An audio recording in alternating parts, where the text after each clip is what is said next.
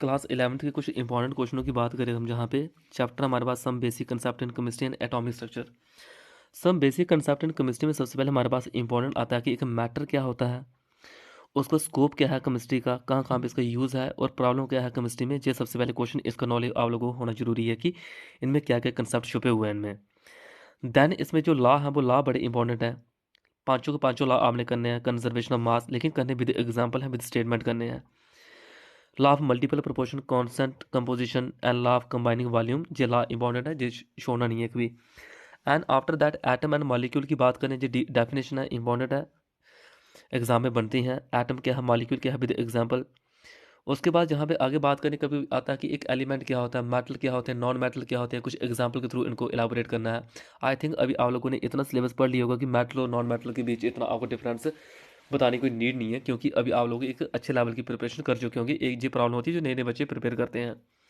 Then Dalton atomic theory, modern atomic theory के ऊपर limitation क्या है इनकी, इनके पॉस्टुलेट क्या है, ये क्वेश्चन इंपॉर्टेंट है। और उसके बाद जहाँ पे आगे अगर बात करें मोल कंसेप्ट पे अगर बात करें, तो जहाँ पे एम्पिरिकल और मॉलिक्यूलर फार्मूला वाला क्वेश्चन जरूर करना, इनके न्यूमेरिकल एग्जाम में आते हैं। एम्पिरिकल और molecular limiting and excess reagent क्या होता है, एटॉमिक मास यूनिट किसको बोलते हैं, एटॉमिक मास यूनिट किसको बोलते हैं, ये ध्यान रखना है, बहुत इंपॉर्टेंट है। AMU, जिसमें आपको वैल्यू भी याद रखनी है, इनकी डेफिनेशन तक याद रखनी है। और कुछ कंसंट्रेशन टर्म है, जैसे मोलारिटी है, वेट पर यूनिट वॉल्यूम है, वॉल्यूम पर यूनिट वॉल्यूम है, ठीक है, मोलालिटी, मोल फ्रैक्शन, नॉर्मेलिटी, ये डेफिनेशन भी इंपॉर्टेंट है, one of the most important, इनको मत छोड़िए।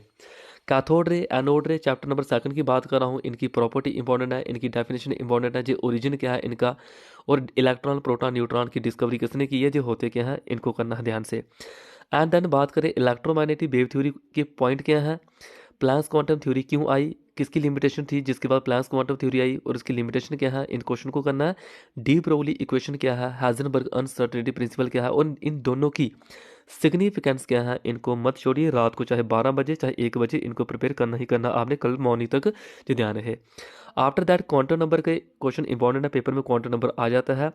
सिग्निफिकेंस क्या होती है, साई एंड साई स्क्वायर की, जो किसको रिप्रेजेंट करते हैं, है क्या है, बे फंक्शन है, प्रोबेबिलिटी है, फाइंड इलेक्ट्रॉन। या एटॉमिक ऑर्बिटल क्या होते हैं, इनके बारे में पता होना चाहिए। एक ऑर्बिट और ऑर्बिटल के बीच डिफरेंस क्या है, ये सारे क्वेश्चन नोट कर लीजिएगा और इनको पढ़ के आना है आप लोगों ने कल। सिर्फ मैं 2 चैप्टर के इंपॉर्टेंट क्वेश्चन की बात कर रहा हूँ। And why chromium and copper shows exceptional electronic configuration, आप सॉल्व पेपर उठा के देखिए, आपको सामने सामने क्वेश्चन देखेंगे ये। उसके बाद बात करें हम जहाँ पे नेक्स्ट क्वेश्चन को इंपॉर्टेंट, पॉलिश एक्सक्लूजन प्रिंसिपल क्या है, पॉलिश एक्सक्लूजन प्रिंसिपल क्या है, हॉर्न्स रूल ऑफ मल्टीप्लिसिटी क्या है, उसके बाद अबव प्रिंसिपल क्या है। ये क्वेश्चन सुपर इंपॉर्टेंट है, इनको आप लाइटली मत लेना, एग्जाम में डायरेक्ट क्वेश्चन बन के आते हैं। एंड देन एक चीज़ मैंने रह के बताना, electronic configuration in term of shell, sub shell, फिर सुनिए, shell, sub shell, pictorial, orbital, electronic configuration आपको जो जो भी करवाई हो उनको आपने नहीं छोड़ना है। ये सारे क्वेश्चन अगर आप लोग कर लेते हो, आई थिंक आप लोगों एग्ज़ाम में एक अच्छे मार्क्स लेके आते हो। ऐसे ऐसे बच्चे मेरे से निकल के गए हैं, चाहे वो गर्ल हाई सेकेंडरी के हों हमेशा टॉप रहे हैं, चाहे वो बॉयज़ हाई सेकेंडरी रहे हों हमेशा टॉप रहे हैं। अगर वो अच्छे लेवल की प्रिपरेशन करते हैं, मेरे दिए हुए टेस्ट में अगर टॉप करते हैं, तो ध्यान रखें वो हर जगह टॉप रहते हैं, चाहे वो इंटर स्कूल का हो, चाहे वो गढ़ी स्कूल के बच्चे हों, चाहे वो बड़ोला स्कूल के स्टूडेंट हो, टॉप करते ही करते हैं। सिर्फ एक चीज़ का ध्यान रखें, प्रिपरेशन करिए, लिख लिख के प्रैक्टिस करिए, क्वेश्चनों को निकालिए। जितना हार्डवर्क करोगे, यही हार्डवर्क आप लोगों को कल एक अच्छे रूप में आप लोगों को आपके ही सामने देखेगा।